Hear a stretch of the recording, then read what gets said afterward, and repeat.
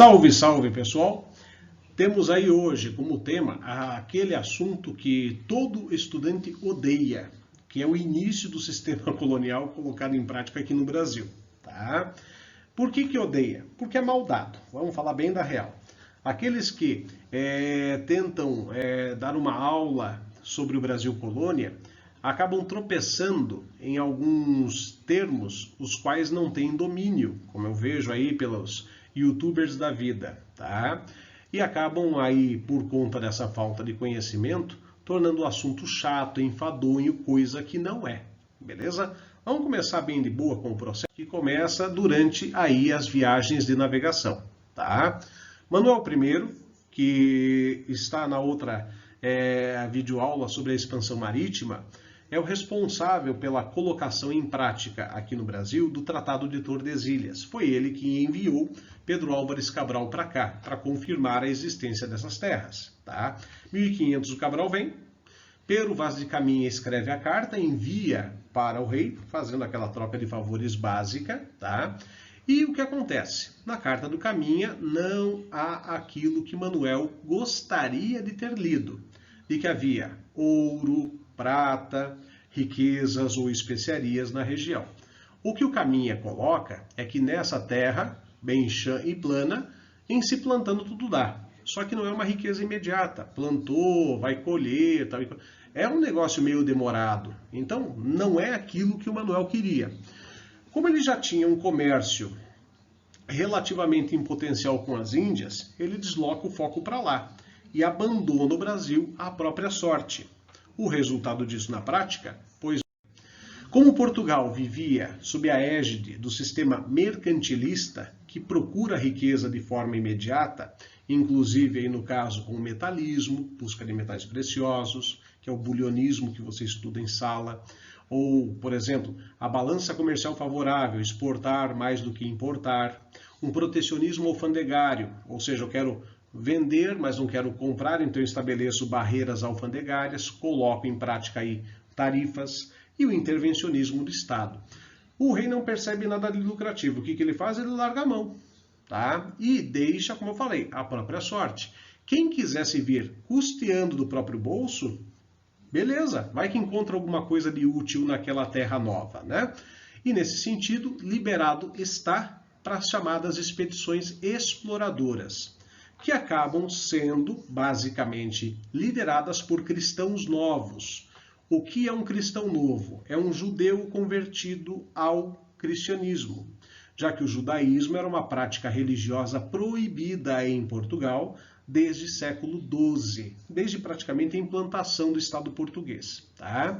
Com isso, então, cristãos novos, gente de grana, Gaspar Lemos, Gonçalo Coelho, Fernão de Noronha, acabam investindo nessas viagens, tá? E acabam descobrindo que a riqueza básica e quase que única à primeira vista é o pau-brasil. Fernão de Noronha, por exemplo, enriqueceu horrores, já era rico, ficou mais rico ainda com o, no caso, contrabando de pau-brasil para Portugal. Modo de dizer contrabando, né? Em 1513 ele envia uma expedição e em 1511 ele repete. O que tinha de tão especial no pau-brasil? A tora era ruim, né? A madeira não era das melhores, porém da madeira se extraía um corante vermelho que facilitava a tintura vermelha para tecidos. O tingimento para tecidos era facilitado. Com isso, dinheiro à primeira vista. Porém, grana pequena para o Estado. Para o Fernão de Noronha, a pessoa, show de bola. Para o Estado, nada. Por conta desse abandono inicial, que nós temos um período chamado de pré-colonial, os primeiros 30 anos, 1500 a 1530 da nossa história, o nosso litoral fica suscetível a quem quiser que venha. É o caso de franceses que acabam chegando ao nosso litoral e ficando na região onde hoje é o Rio de Janeiro, a cidade do Rio de Janeiro. Tá? Esse pessoal fixa-se na região, faz uma amizade legalzinha com os nativos da área, tá? E o resultado? Por muito pouco não se perde aquela região, pelo menos para os franceses, que inclusive tinham no seu rei, Francisco, um grande questionador do Tratado de Tordesilhas. Irônico, disse uma frase: gostaria de ver a cláusula do testamento de Adão que dividiu o mundo entre portugueses e espanhóis. Ele coloca no mesmo saco a igreja, Portugal e Espanha. Tá? Com isso, então, franceses vêm para cá. Por conta disso, Manuel, preocupado com a possibilidade de perder o território ou parte dele, envia um mercenário francês, de origem francesa, na verdade, ele é nascido na Espanha, Cristóvão Jacques, que vem aqui, faz o seu serviço, apesar da origem francesa, mata um francês aqui, enforca outro ali e acaba indo para Portugal. Serviço feito. Só que fala ao rei, se o senhor não ocupar a terra, vai perder. Uma hora ou outra vai perder. Tá? Entrou por um ouvido, saiu pelo outro. O rei Manuel, já envelhecido, simplesmente não deu a mínima para essa informação. Poucos anos depois, realmente ele viria a morrer, deixando o trono para o jovem João III, 18 para 19 aninhos. E João pega a mesma situação que o pai.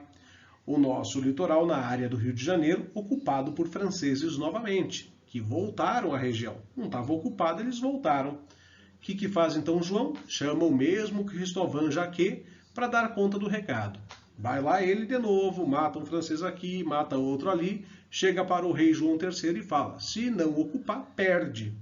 João III, vendo já uma situação diferente da do pai, que tinha o comércio ativo com as Índias, lucrativo com as Índias, João III não. Pegou um comércio decadente com as Índias. Já não era mais aquele negócio. A África não dava lucros, não imediatamente. Tá? Então, resolveu ele investir todas as suas fichas na Terra Nova, no chamado Brasil, para ver se de lá trazia algum lucro para o Estado português que precisava disso. Tá? Eis que entra então na nossa história João III, que acaba recebendo o apelido de O Colonizador, por conta de todo o incentivo que dá à prática colonizatória aqui no Brasil. Tá?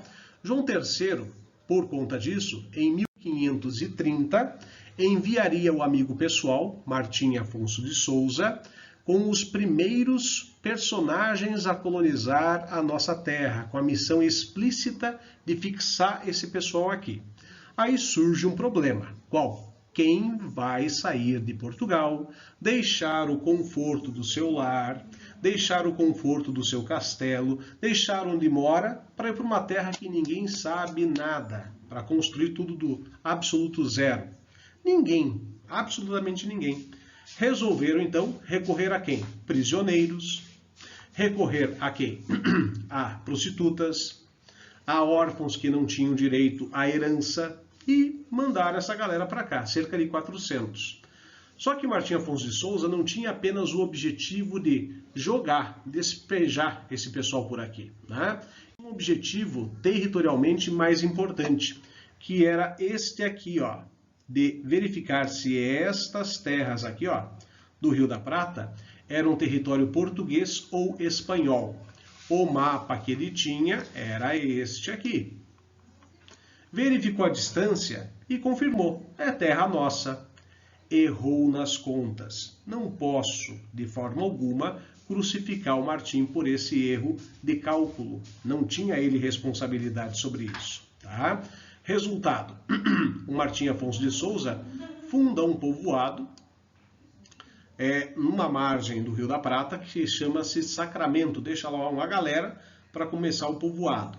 Sacramento fica de um lado do Rio da Prata, na outra margem fica Buenos Aires. Pronto, começou o atrito entre Portugal e Espanha por conta do domínio dessa área.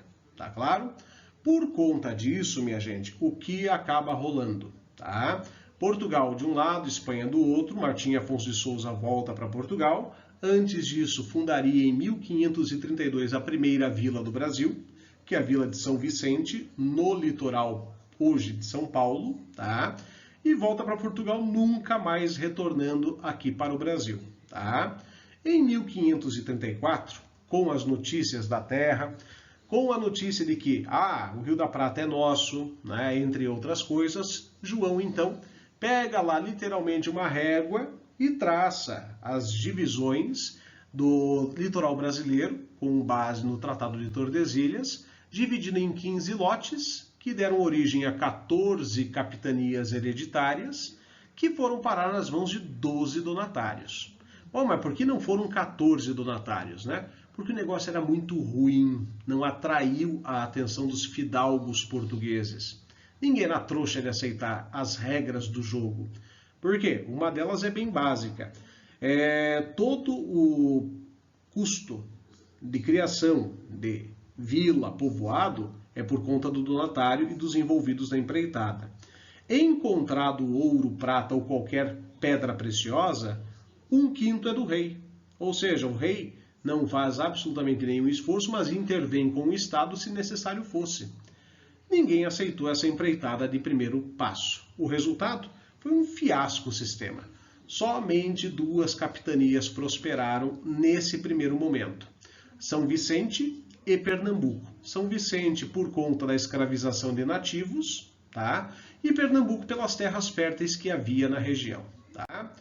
O detalhe é que, dentro de um primeiro momento, entre 1534 e 36, a divisão das capitanias no norte do Brasil, que hoje é o Nordeste, né, seria nesse formato aqui.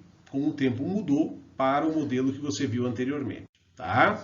Aqui, estrutura e funcionamento. Era um sistema descentralizado. Cada capitão cuidava da sua capitania, recebia a carta de doação, você está com a capitania X, e recebia as recomendações jurídicas, o foral, que no caso, basicamente, mostra que o donatário está abaixo das leis portuguesas. Ele não pode legislar por conta, apesar de haver aqui o direito de culto e omísio, tá? Que beneficiava criminosos que poderiam, sei lá, sair de uma capitania e ir para outra, porque a legislação não funcionava de forma idêntica nas duas. Tá? O fracasso do sistema está ali relatado para vocês. Riscos econômicos, ataques de nativos, os primeiros povoados, a distância em relação à da metrópole. Imagine, preciso de um médico aqui na colônia. Preciso que esse médico venha de Portugal. São 45 a 50 dias de viagem no mar. Morre. Então a distância da metrópole é preponderante para o fracasso do sistema. Altos investimentos que casa com riscos econômicos e a ausência de contato entre as capitanias. Não havia WhatsApp na época. Com isso, então, gente, em 1548, pelo desinteresse e pelo sucesso de apenas 2 dos 12 donatários, 2 das capitanias, das 14 capitanias existentes, você tem, então, no caso, a mudança no modelo, que acaba se tornando o chamado governo geral, que centraliza a administração, submete os donatários ao governador geral e coloca um Estado mais presente no processo colonizatório. Tá? O governador geral, entre outras coisinhas, ele tem alguns auxiliares. O capitão-mor, responsável pela defesa, o provedor-mor, responsável pelas finanças, pela fazenda, e o ouvidor-mor, responsável pela justiça. Tá? Várias praças que você vê aí nas cidades tem o nome de ouvidor fulano de tal. É desse momento aí. Tá? Tem abaixo deles os capitães donatários. Mas se deu errado antes, como é que vai dar certo agora? É que agora o Estado intervém. Presença do Estado na colonização. Isso quer dizer o quê? Se você era um dos donatários que não se interessou no primeiro momento, está fora. O próprio Estado vai colocar donatários impondo a eles a função e a tarefa de colonizar a região. Tá? Sob a penalização, né, de perda da capitania e incorrer no crime de lesa majestade. Tá? E abaixo dos capitães, os municípios, a vila, né, que tem como principal sede de poder as câmaras municipais, sob comando dos vereadores. Tá? Os primeiros governadores gerais aí estão, que são o Tomé de Souza, o Duarte da Costa e o Mendes Sá. Que fique claro que não são presidentes com eleição. Ficou 4 anos. Não. O que acontece é que esse cara aí vai ter uma lista de tarefas, cumprindo ele pode retornar a Portugal. Tomé de Souza, que foi o primeiro governador geral, ele chega aqui em 1549. Ele tem que fundar a primeira cidade, que vai servir como capital, escolhe para isso a capitania da Bahia e fundaria Salvador, a primeira cidade do Brasil e primeira capital, em 29 de março de 1549. Aliás, 29 de março de 1549. Tá?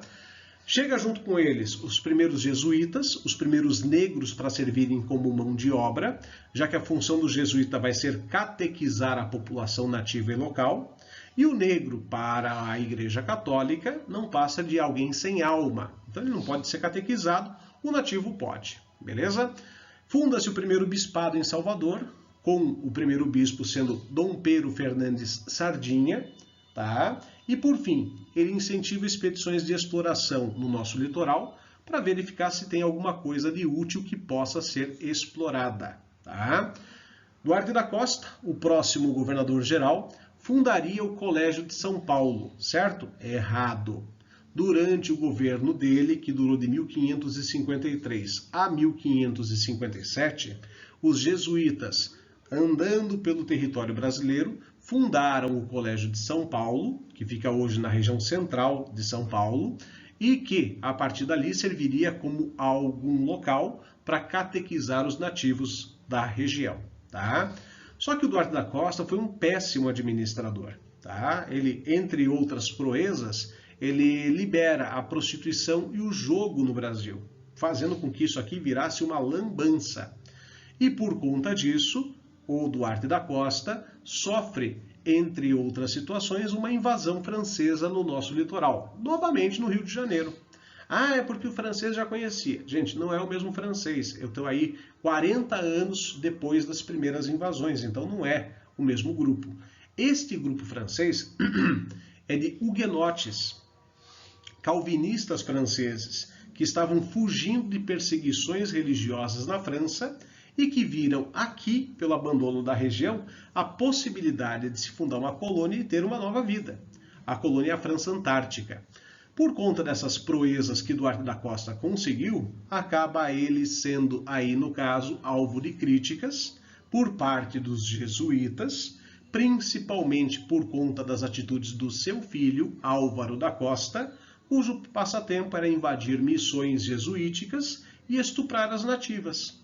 Coisa que não é, não foi e nem será válida em nenhum momento histórico. Os jesuítas levam a situação para o bispo em Salvador. E o bispo vai tirar satisfação do Duarte da Costa, que não deu a mínima. O bispo, então, resolve ir para Portugal contar tudo para o rei. Estranhamente, esse navio não sai do Brasil. Ele naufraga na costa de Alagoas atual. Com isso, então, o que acontece com o bispo? Morreu afogado? Não. Ele consegue se salvar e vai até a praia. Só que ele encontra com nativos chamados caetés que o devoram no jantar.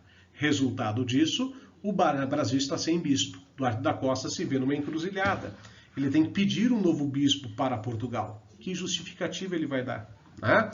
Nisso ele se enrola e com isto o rei de Portugal, Manuel João III ainda, acaba encaminhando Mendes Sá, prendendo a Duarte da Costa e trazendo o novo bispo, que é o Pero Leitão. Com isso, então, Mendes Sá vem, junto com ele o sobrinho Estácio de Sá, que são os responsáveis por expulsarem os franceses do Rio de Janeiro, em 1567.